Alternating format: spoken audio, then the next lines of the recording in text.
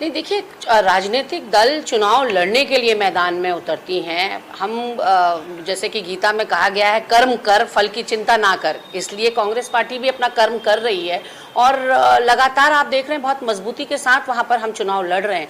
लेकिन जो सामने वाला दल है, जो सत्तारूढ़ दल है, वो हर एड़ी चोटी का जोर लगा रहा है। जिस तरह से निर्मला घेतोड़ी जो कि इस प्रदेश की मातृशक्ति है, उनको नीचा दिखाने के लिए, उनके ऊपर लगातार प्रहार करने के लिए किस तरह से गंदगी के साथ वहां पर चुनाव लड़ा जा रहा है। जहां जहां भी वो ऑफिस खोल रही हैं, उस ऑफिस को मकान मालिक को धमकाकर, डराकर बंद करवा दिया जा रहा है। झंडे डंडे जहां भी उनके लग रहे हैं वो उतरवा दिए जा रहे हैं। उनकी सभाओं को बिगाड़ने का प्रयास किया जा रहा है और मंचों से भारतीय जनता पार्टी के नेता ये कहते हुए पाए जा रहे हैं कि कांग्रेस ने निर्मला घेतोड़ी को बलि का बकरा बना दिया। तो मैं पूछना चाहती हूं भारतीय जनता पार्टी से कि जब जब आप मातृशक्ति को टिकट देते हैं, क्या बलि का बकरा बनाते हैं अपनी मातृशक्ति को? तो ऐसे में एक मातृशक्ति के लिए इस तरह के शब्दों का प्रयोग करना ही भाजपा की मानसिकता दिखाता है। और मुख्यमंत्री जी कहीं ना कहीं इतना ज्यादा हिले हुए हैं कि एक तरफ तो लोक लुभावनी घोषणाओं की आड़ में वो अपनी जीत सुनिश्चित करना चाहते हैं, लगातार आचार संहिता की धज्जियां वो किस तरह से उड़ा रहे हैं वो हमने आपको बताया। कितने बार हम निर्वाचन आयोग के दरवाजे अभी तक खटखटा चुके हैं और कोई आम कार्यकर्ता नहीं कर रहा है इस तरह से कोताही। ये कोताही हो रही है मुख्यमंत्री के स्तर पर। और आज जिस तरह से चुनाव में निर्मला घेतोड़ी से डरे और सहमे बैठे हुए हैं मुख्यमंत्री की, उनके दफ्तरों को बंद करवाया जा रहा है, यह अपने आप में बताता है कि भारतीय जनता पार्टी का लोकतंत्र पर से और संविधान पर से और अपनी लोकप्रियता से कितना विश्वास उठ चुका है। देखिए, अभी तक अगर आप चंपावत विधानसभा को देखेंगे तो मुझे लगता है विपक्ष नाम की कोई चीज वहां पे है नहीं।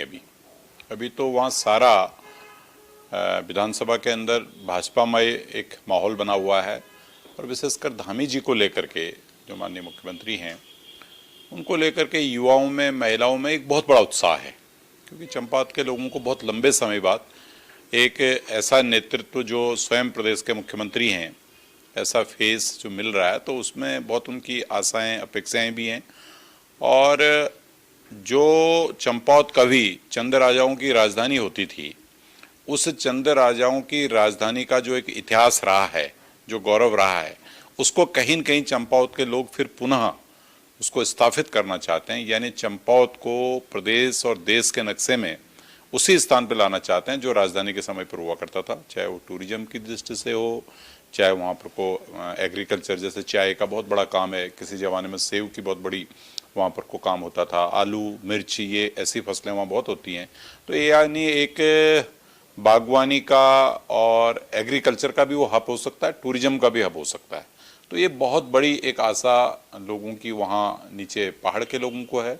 उसी तरह जो मैदान का क्षेत्र आता है टनकपुर और बनबसा का, वहाँ के लोग चाहते हैं कि माँ पुण्यगिरी का जो दरबार है, मुख्यमंत्री के जीतने के बाद कम से कम लखनऊ, टनकपुर और दिल्ली से टनकपुर डेली की ट्रेन अगर चलेंगी, क्योंकि वो ब्रॉडगेज लाइन हो चुकी है, वो भी एक आशा अपेक्षा है।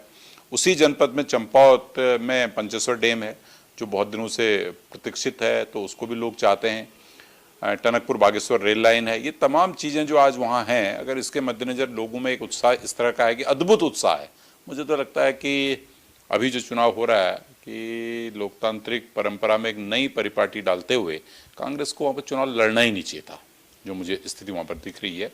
एक मैं कह सकता हूँ कि राजनीतिक दल के रूप पे एक रस्म अदायगी के हिसाब से कांग्रेस चुनाव लड़ रही है। कांग्रेस का कुछ नहीं होगा।